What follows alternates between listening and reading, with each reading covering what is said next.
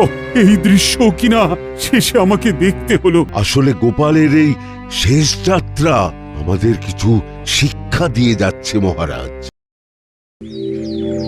তাহলে মহারাজ তোমাকেও ডেকে পাঠিয়েছেন? আমি তো কিঞ্চিত বিস্মিত বোধ করছি। এমন আকস্মিক আহ্বানের কারণ কি হতে পারে? কারণ যাই হোক, মহারাজের হ্যাঁতে হ্যাঁ আর নাতে না বলতে হবে। সে তো বিলক্ষণ। মহারাজকে খুশি করতে পারলেই আমরা সুখী হব। ব্যাস ব্যাস ব্যাস, এই তো সার কথা বুঝে গেছো। চলো পণ্ডিত, তাড়াতাড়ি পা চালাও দেখি।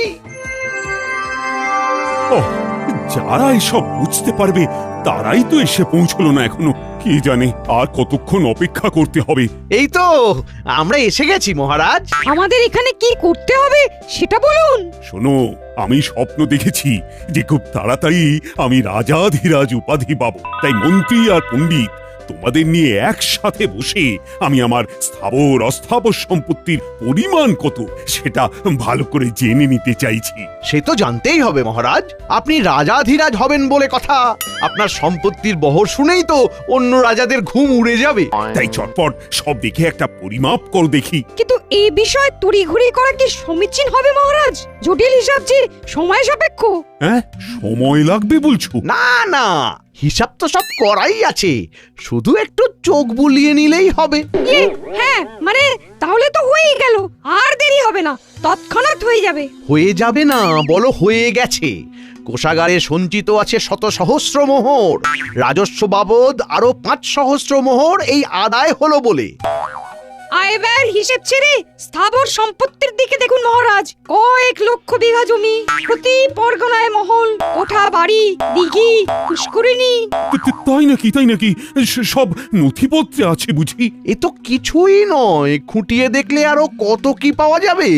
অলংকার, গচ্ছিত সোনা, হীরা জহরতের হিসাব তো এখনো বলাই হয়নি।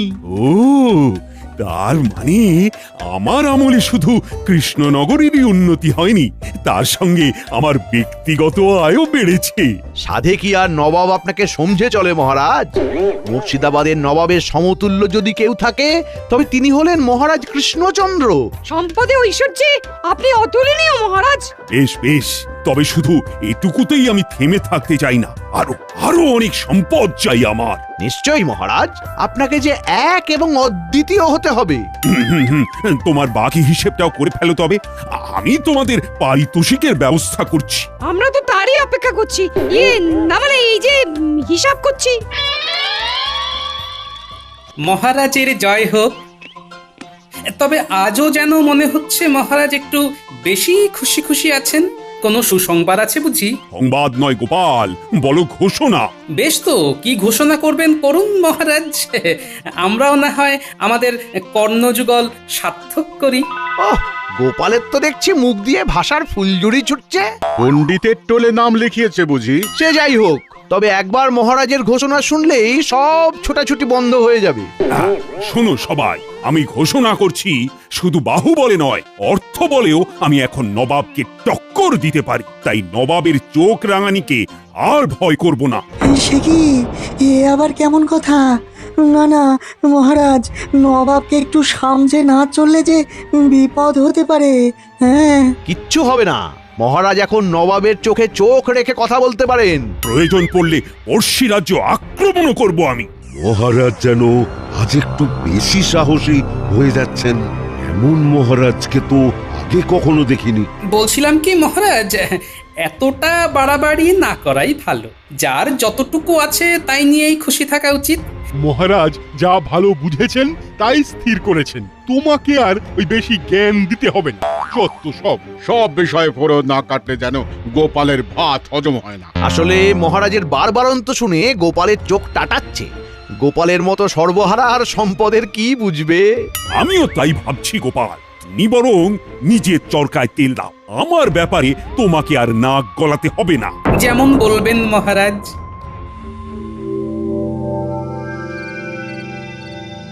ঠিক হচ্ছে না গিন্নি, ঠিক হচ্ছে না। কি সে ঠিক হচ্ছে না? না না না না না, আমি তো মাথা মুন্ডু কিছুই বুঝতে পারছি না।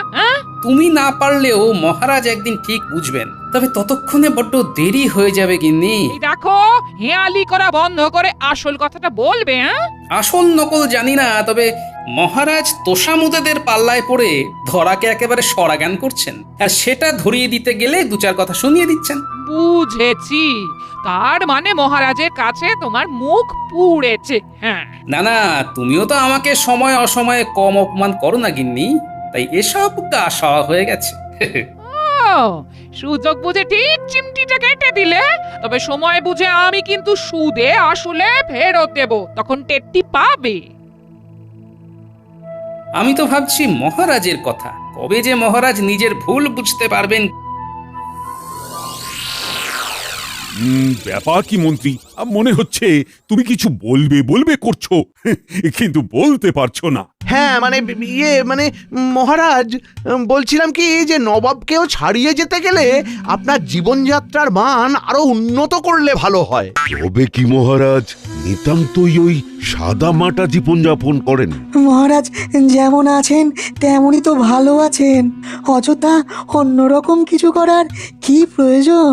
প্রয়োজন আছে বই কি, নবাবকে দেখিয়ে দিতে হবে যে মহারাজও কিছু কম যান না, তাই দামি আতর, সুগন্ধি, অলংকার সব লাগবে, আর সেখান থেকেই আমাকে সুবিধা মতো সরাতে হবে। না না না, এটা তুমি মন্দ বলনি মন্ত্রী। হ্যাঁ, যেমন যা ব্যবস্থা করার করো তাহলে। ভেতরে ভেতরে সে কি আর করতে বাকি রেখেছি মহারাজ? কই কে আছো, নিয়ে এসো দেখি। উমা, মহারাজের জন্য কত কি, এইসব না হলেই বা ক্ষতি কি? তুমি থামো সভাকবি, শুধু এখানেই শেষ নয় মহারাজ, আরো আছে। আরো বলো কি? কই কই কই, দেখি দেখি দেখি।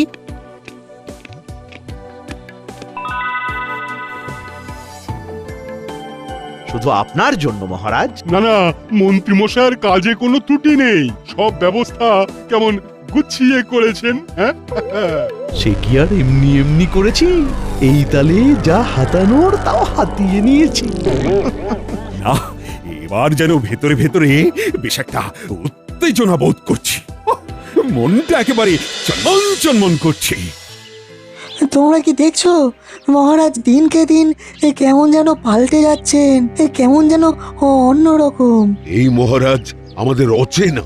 মহারাজের হঠাৎ যে কি হলো ভাই, আর যেন তাল জ্ঞান নয়। কিন্তু এইভাবে চলতে থাকলে মহারাজ বড় কোনো বিপদে পড়বেন। কিন্তু সেটা তাকে বোঝাবে কে? বোঝাতে যদি কেউ পারতো তবে সে একমাত্র গোপাল, কিন্তু সেও তো এখন এইসব থেকে দূরে, ঘরে একা একা বসে। হ্যাঁ, যতই সে থাক দূরে, মহারাজের কথা ভেবে চলো না গিয়ে দেখি কি করে।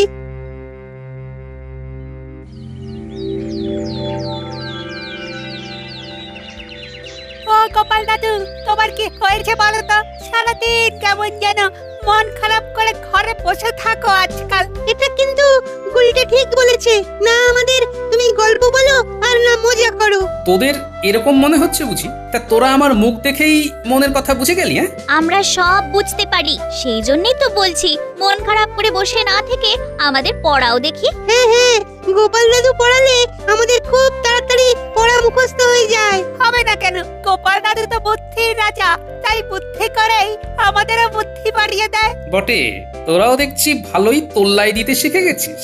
ওদেরটা না হয় তুমি বুঝে গেছো, কিন্তু মহারাজের ব্যাপারটা যে আমরা কিছুতেই বুঝতে পারছি না। সত্যি কি করেছে কি হয়ে গেল? যদি কিছু পারো তবে তুমি কিছু করো, না হলে তো শুধু মহারাজে নয়, এই বুঝি গোটা কৃষ্ণনগরেরই ক্ষতি হয়। বেশ বেশ, দেখছি তবে কি করে কি করা যায়।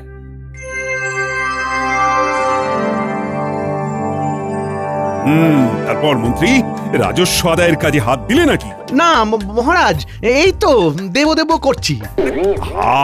দেব দেব না করে দিয়ে ফেলো, আর ফেলে রেখো না। ঠিকই তো মহারাজ, কাজ ফেলে রাখলে পরে যে মাথায় বাজ পড়বে। ব্যাস, কথা নেই বার্তা নেই, আবার চলে এলো ফোড়ন কাটতে। এই যে গোপাল, নিজের মতো করে আসছো, নিজের মতো করে যাচ্ছ, এটা কিন্তু ভালো হচ্ছে না। সে যাই হোক, এখন কি চাই সেটা বল। চাইতেই তো এসেছে মহারাজ, না হলে কি আর এমনি এমনি আসে? তবে যত যাই দিন মহারাজ, কোনো কিছু দিয়ে এই গোপালের দারিদ্রতা ঘুচবে না। গোপাল থাকে তো ওই খড়ের চালের ঘরে, আর পরে ওই একটা ধুতি আর একটা ফতুয়া। ওর আবার কি চাই মহারাজ?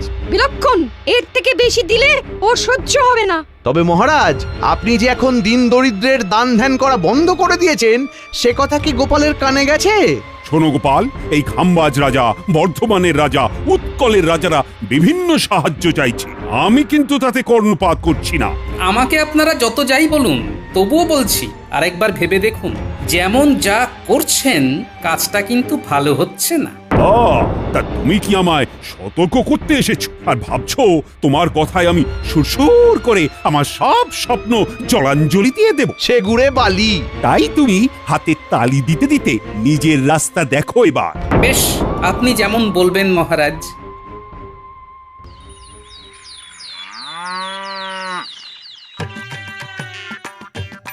এখানেই তো রেখেছিলাম, কোথায় যে গেল, কোথায় গেল? ঘরে ঢোকা থেকে কি সব ঘাটাঘাটি করতে শুরু করলে বলো তো? আর মোহরের থলিটা তো এখানেই কোথাও ছিল। দেখো তো গিন্নি, এদিক ওদিক কোথাও নজরে পড়ে কিনা। এমন বলছো যেন মোহরের থলি নিয়ে আমি লোপালোপি করি। তুমি কি কোনোদিন আমায় হাত খরচের জন্য কিছু দিয়েছো যে আমার কাছে থাকবে? কিন্তু কিছু না কিছু তো থাকতেই হবে। তবে যেটুকু যা আছে তাই দিয়েই কাজ হবে। আরো মোহর লাগবে, আরো আরো আরো। নির্ঘাত তোমার মাথার গন্ডগোল হচ্ছে। ওই মোহর মোহর করেই তোমার মাথা খারাপ হয়ে গেছে। হ্যাঁ, মাথা খারাপ আমার নয়, মাথা খারাপ তো হয়েছে মহারাজের, আর ওটাই আমাকে ঠিক করতে হবে। সে তুমি যাই বলো, আমি যা বোঝার বুঝে গেছি। গন্ডগোল তো হয়েছে, না বলে তোমার মতো লোক মোহরের জন্য এরকম খোঁজাখুঁজি শুরু করে? হ্যাঁ, না না না না, আমি আর ভাবতে পারছি না। তোমাকে আর ভাবতেও হবে না গিন্নি, ভাবাভাবির ব্যাপারটা এবার আমার উপর ছেড়ে দাও। প্রণাম মহারাজ। আবার আবার এসেছো গোপাল? কেন মহারাজ, আমাকে কি আসতে নেই নাকি আপনাকে আমার মুখ দেখতে নেই? এই মরেছে, এবার কি বলি আমি? আমি শুধু ভাবছি, বারবার তাড়িয়ে দেওয়া সত্ত্বেও গোপাল কেন আবার ফিরে ফিরে আসছে। আমার তো মনে হয় বারবার অপমানিত হতে। ঠিক ঠিক, ন্যাড়া 3বার বেলতলায় যায় আর গোপাল 3বার অপমানিত হয়। এবার কিন্তু বড্ড বাড়াবাড়ি হচ্ছে। গোপালকে চুপচাপ থাকতে দেখে যেমন খুশি অপমান করছে ওকে। গোপালের কিন্তু এবার কিছু বলা দরকার। বলছিলাম কি মহারাজ, আমি কিন্তু আপনার কাছে কোনো দান চাইতে আসিনি। সময়ে অসময়ে আপনি আমাকে পুরস্কার স্বরূপ বহু মোহর অলংকার দেবেন বলে প্রতিশ্রুতি দিয়েছিলেন, কিন্তু তারপরে আর দেননি। এখন সেই সব পুরস্কার আমার চাই। এখনই চাই না? মানে ধীরে সুস্থে পরে পরে দিলে চলবে না? চলবে না কেন? খুব চলবে, খুব চালালেই চলবে। না, চলবে না। দিলে ভালো, না দিলে সেই কথাও রাষ্ট্র করে বেড়াবো।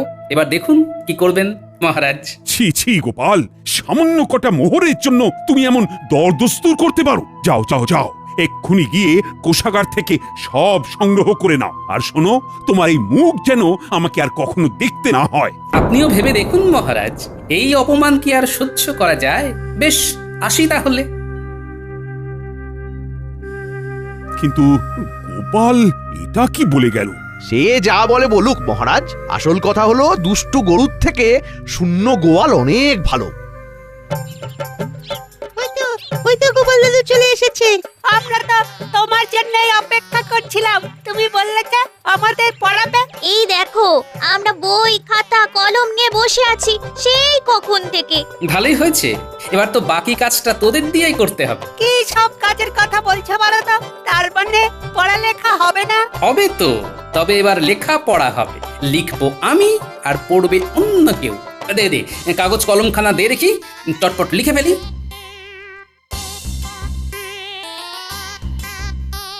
নে, এবার এই চিঠিখানা রাজবৈদ্যর হাতে তুলে দে গিয়ে, যা।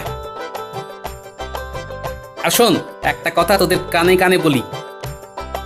কি বলছো কি গোপাল দাদু? দাদু যা বলছে ভেবে চিন্তে বলছে নিশ্চয়ই। চল, আমরা দাদুর কথা মতো কাজ করি।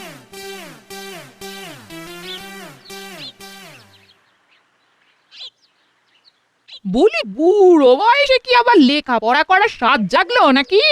স্বাদ তো জাগে, কিন্তু সাধ্যে কুলোয় না গিন্নি। সে কি আর আমি জানি না। তবে ওদিকে কি খবর? মহারাজ কি নিজের ভুল বুঝতে পেরেছেন নাকি এখনো অন্য ঘরে রয়েছে? না, এখনো পারেননি। তবে আজ যে অপমান করেছেন তিনি আমায়, এরপরে বেঁচে থাকাই মুশকিল। কি আবোল তাবোল বলছো বলো তো তুমি?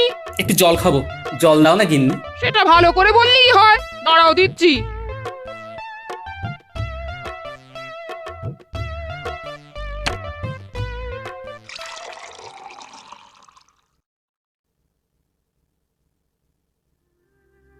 ও মা গো, এ কি হলো গো? ও গো, কে কোথায় আছো গো? মানুষটা তো এক্ষুনি বসেছিল, তারপরে না না না, আমি বরং বৈদ্যকে ডেকে আনি গিয়ে।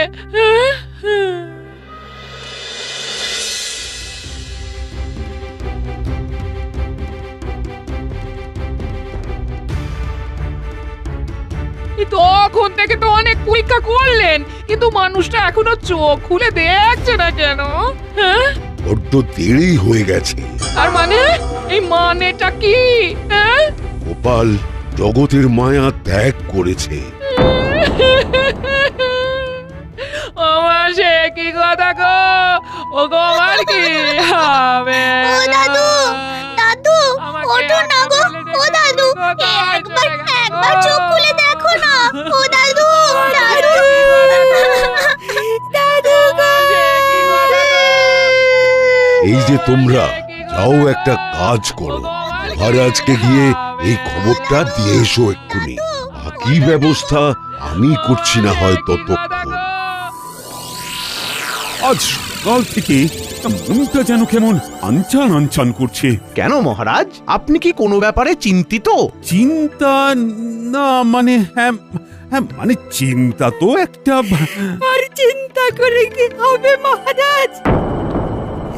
যা হওয়ার তা তো হয়ে গেছে। গোপাল দাদু আর নেই মহারাজ। দাদু আমাদের ছেড়ে চলে গেছে। একবার শেষ দেখা দেখে আসবেন। হ্যাঁ, কি শুনলাম আমি? গোপাল আর নেই? এমনটা তো একটুও ভাবতে পারিনি। আজ এ কি দুর্যোগ নেমে এলো এখানে, গোপাল আর নেই, এমনও শুনতে হবে। আমার তো মনে হচ্ছে মহারাজের কাছে অপমানের জ্বালা সহ্য করতে না পেরেই গোপাল হৃদরোগে আক্রান্ত হয়েছে। না না না, ব্যাপারটা ভালো হলো না। চলো চলো, সবাই মিলে গোপালের বাড়ি যাই। হ্যাঁ হ্যাঁ হ্যাঁ, তাই চলুন মহারাজ। গোপাল আমাদের এতদিনের সাথী, গোপালের শেষ যাত্রায় আমরাই কাঁধ দেব না হয়।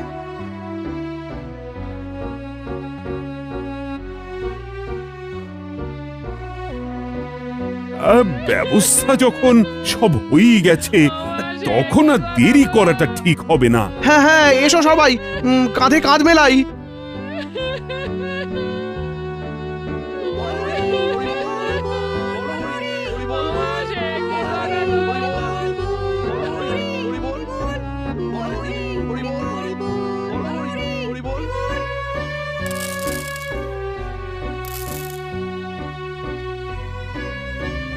ও, এই দৃশ্য কিনা শেষে আমাকে দেখতে হলো, কিন্তু তবু আমার খুব জানতে ইচ্ছে করছে, বাচ্চারা থলি ভর্তি মোহর অলংকার সব ছড়াতে ছড়াতে যাচ্ছে কেন? আর গোপালের হাত দুটোই বা খাট থেকে বেরিয়ে দুদিকে ঝুলছে কেন? মহারাজ, আর একটা ব্যাপার কি আপনি লক্ষ্য করেছেন? কি বলো তো? গোপালের দেহ কারা কাঁধে করে নিয়ে যাচ্ছে? হ্যাঁ হ্যাঁ, হয়তো মন্ত্রী, সেনাপতি, জ্যোতিষী আর পণ্ডিত। আসলে গোপালের এই শেষ যাত্রা আমাদের কিছু শিক্ষা দিয়ে যাচ্ছে মহারাজ। এই যে দেখুন, যারা গোপালকে সহ্য করতে পারত না, এখন তাদেরই কাঁধে গোপাল যাচ্ছে। তার মানে শেষ পর্যন্ত কেউই কারোর শত্রু থাকে না, সবাই মান অভিমান ভুলে কাঁধে কাঁধ মিলিয়ে পার করে দেয়। তাই তো, এই দৃশ্য তো সেই কথাই বলছে। আর ওই যে মোহর আর অলংকার ছড়িয়ে যাচ্ছে, সেটাও বুঝিয়ে দেয় যে এই অর্থ, সমৃদ্ধি সবই ফেলে একসময় চলে যেতে হবে। কি ভীষণ সত্যি। দুটো খালি হাতও বুঝিয়ে দিচ্ছে, খালি হাতেই আমরা সংসারে এসেছিলাম, আর খালি হাতেই আমাদের যেতে হবে। এই চরম সত্যিটা আমি আগে বুঝিনি। গোপাল, তুমি মরে গিয়ে আমাকে চরম শিক্ষা দিয়ে গেলে। ভগবান, কিন্তু এখন শিক্ষা পেলেও গোপাল তো আর ফিরবে না। কে বলেছে গোপাল ফিরবে না? মহারাজ চাইলে গোপাল ফিরেও আসতে পারে আর রাজসভাতেও যেতে পারে। তার মানে গোপাল তুমি মারা যাওনি? দেখো দেখো গোপাল মরেনি। তবে সবটাই যে গোপাল ওই চিঠি লিখে আমাকে আগেই জানিয়ে গেছিল সেটা তো আর মহারাজকে বলিনি। আরে আরে দেখছেন কি খাটটা এবার কোথা থেকে নামান। আমাদের দাদু আমাদের ছেড়ে চলে যাবে তাই সাহস নাকি আমরা যেতে দেব নাকি? এক্ষুনি খাট নামান, না হলে গোপাল দাদুকে খাটে চাপিয়ে কাঁধে করে সারা কৃষ্ণনগর ঘোরাতে হবে। উফ, এতক্ষণে ঘাম দিয়ে ছাড়লো যেন জ্বর। কেউ এসে হাতটা আমার ধর। ও গোপাল, আচ্ছা একখানা খেল দেখালে বটে। খেল তো এবার আমি দেখাবো। হ্যাঁ, এই বুড়ো বয়সে তোমার হিম্মতি আমি বের করছি। মহারাজকে শিক্ষা দিতে গিয়ে এমন রসিকতা না করলেই চলছিল না। আর ঝেঁটিয়ে তোমার মাথা থেকে এই রসিকতার ভূত নামাবো। হ্যাঁ, এই এই এই ওরে বাবা রে, গেলাম রে। ছেড়ে দাও গিন্নি, এবারের মতো ছেড়ে দাও আমাকে। ওরে বাবা রে। সবাই গোপালের কাছে জব্দ আর গোপাল গিন্নির কাছে।